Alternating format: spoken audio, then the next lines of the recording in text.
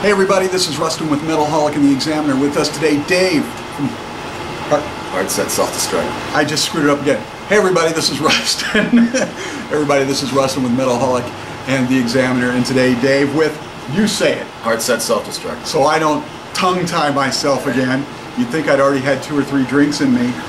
Nobody even knew you were on this tour. What's the story? We kind of got it last minute. Our management basically has us on some aggressive tours while we're preparing to release our next single to radio in about 3 weeks.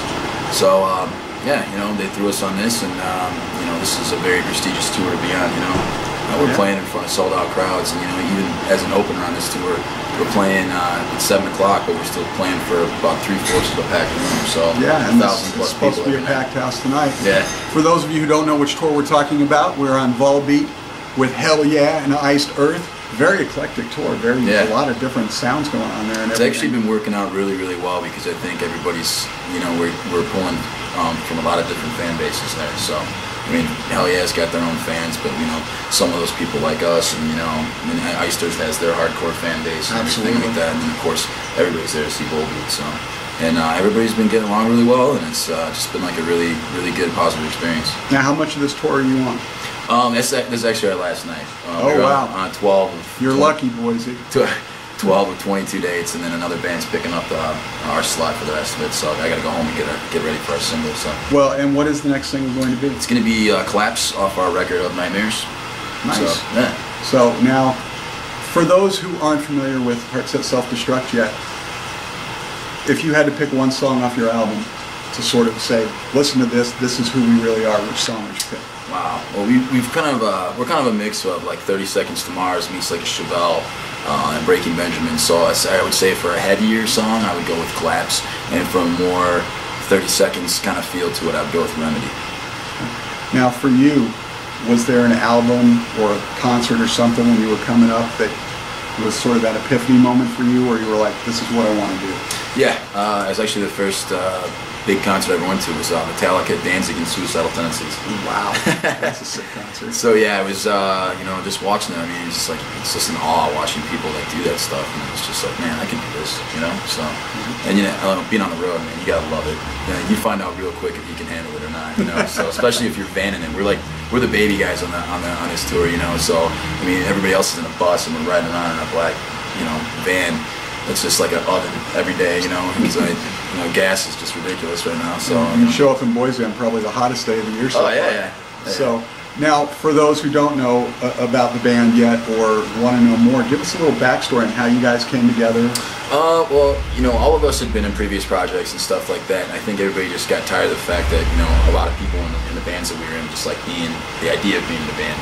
And when stuff started getting real and they started having to make like, you know, sacrifices and stuff like that, you know, and then that's when you find out who's in it to win it, you know. So I was sick of those weekend warriors, so I went out and I found just, you know, started looking online for people and everything like that, and ended up in about 6 months we ended up putting the whole band together, and ever since then we've just been rocking and rolling. Well, it's hard these days, you know, from my generation to yours. You know, it used to be the exalted rock stars, everybody stayed in the band pretty much for good. Nowadays there's so many rotating parts because it is so hard on you guys. It's not like it used to be.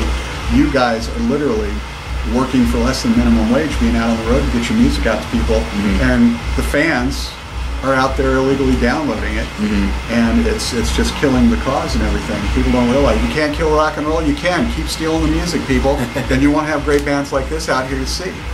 So what's sort of the strangest thing you've been at? I mean, because you guys have been touring all over the place as much as possible. What's sort of the strangest thing you've seen so far? Strangest thing, man.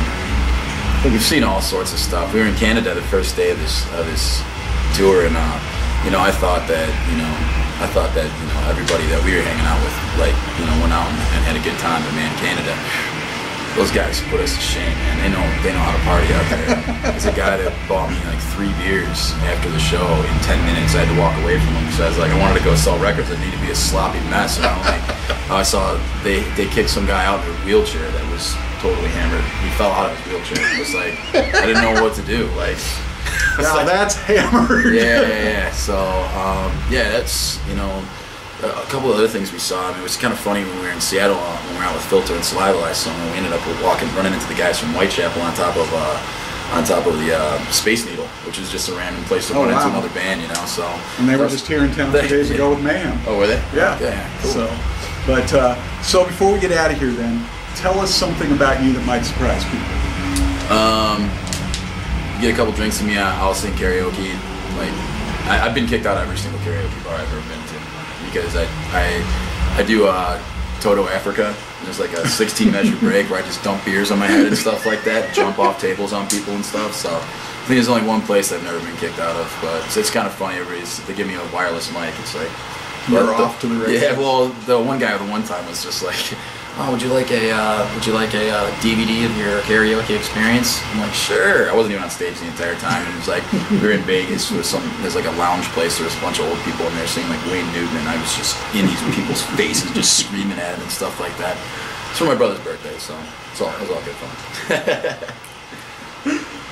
Dave from Heart-Set Self Destruct. Yep. I said it right without tying my tongue up this time.